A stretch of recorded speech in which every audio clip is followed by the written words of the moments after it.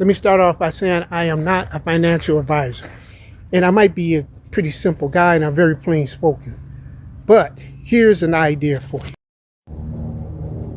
And remember, this strategy is only for about 1 to 10% of people who want to be business owners or millionaires or rich, or what's the other word they use, a phrase they use, independently wealthy.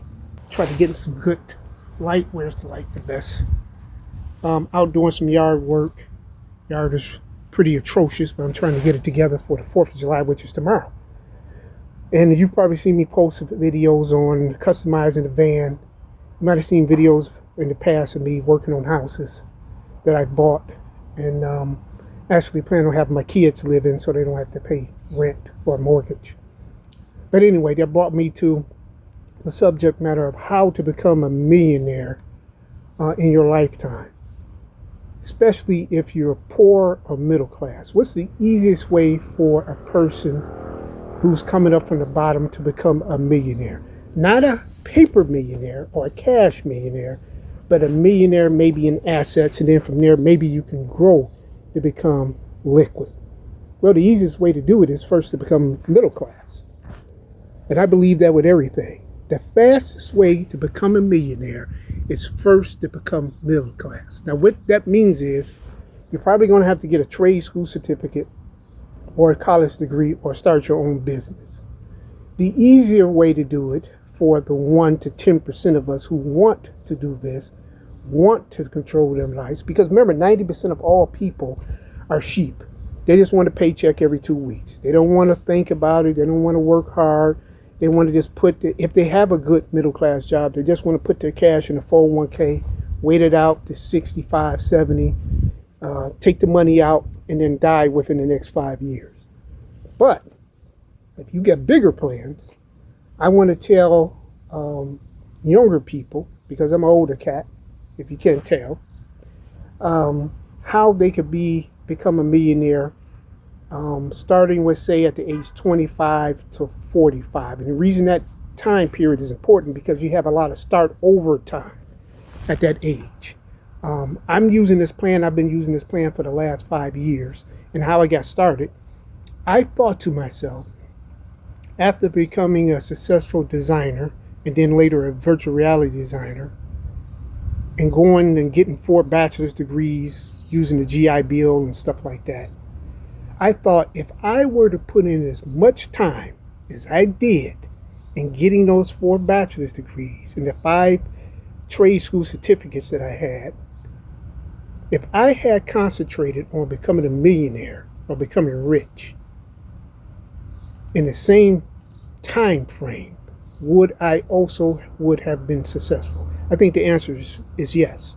I think most of us don't think like that. We think in 5 years, we make up 5-year plans if you're smart.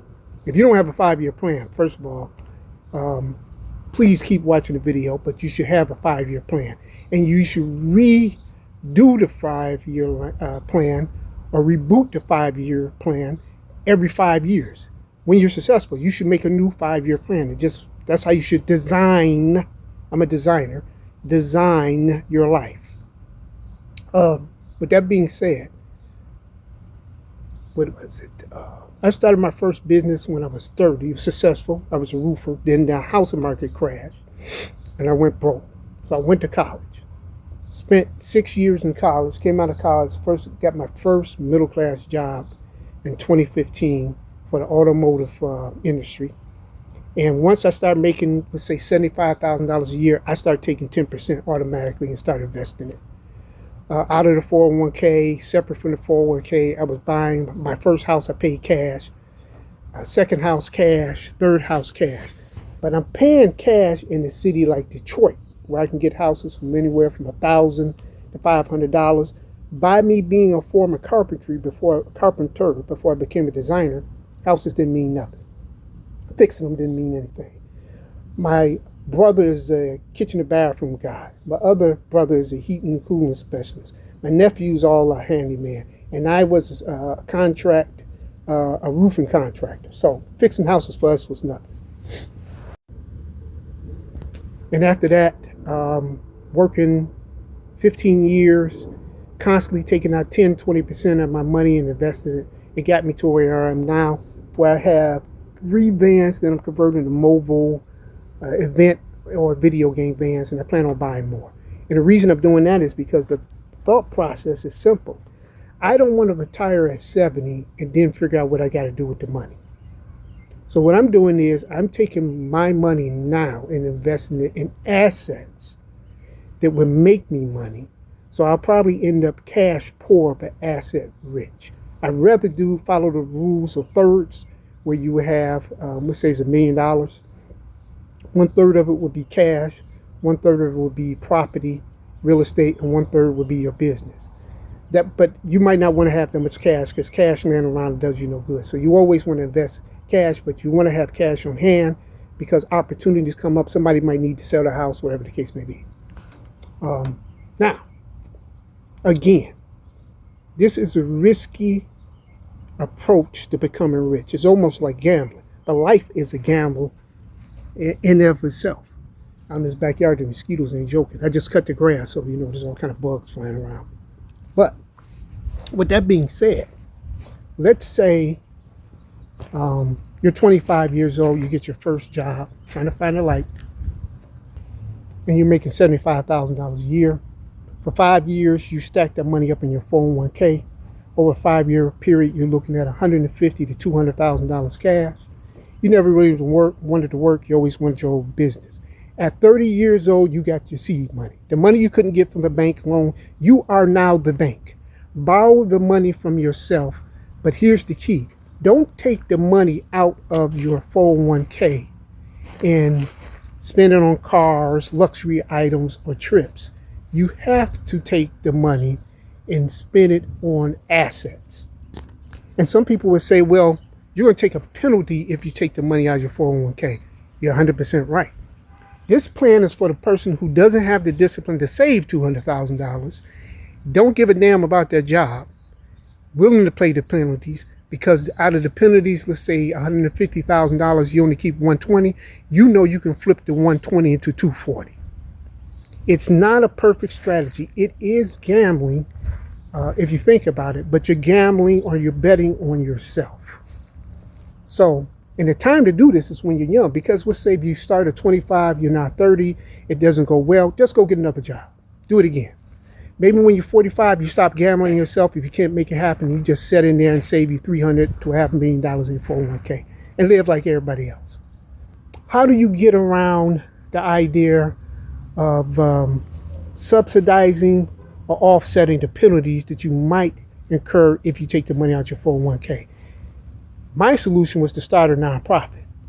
Now, when you start a nonprofit, the trick to this is you have to do the work. So you want to start your nonprofit around something that you're actually trying to do, like renovating houses or starting a mobile video game, whatever you're going to do, right? You have to actually put on events. If you spend about $25,000 to $50,000 every year putting on these events, you will not pay federal taxes. Therefore, now you can go to work and be exempt from federal taxes, put more money in your pocket to invest in your assets. That's how the banking system works. You start a nonprofit so you don't have to pay taxes, because Uncle Sam wants you to be rich. One thing I don't think most people understand in America, trying to get some sun, America, the United States of America, wants you to be rich. They do, because you employ people if you have a business and you're rich, or at least you can employ people if you have a business. America wants you to be rich. People just don't know the strategies. When you try to practice these strategies, I'll give you a tip. Go get your accountant. I tried to do it on my own. It did not work. I had to go get an accountant. And once I got the accountant, boom, the world opened up to me. But anyway, guys, let me know what you think about this strategy. Betting on yourself, becoming your own bank, and buying assets now instead of buying assets or trying to figure out what you're going to do with the money once you really retire. Anyway, this is car designer Chris, also the owner of Detroit Spaceships. Talk to you soon.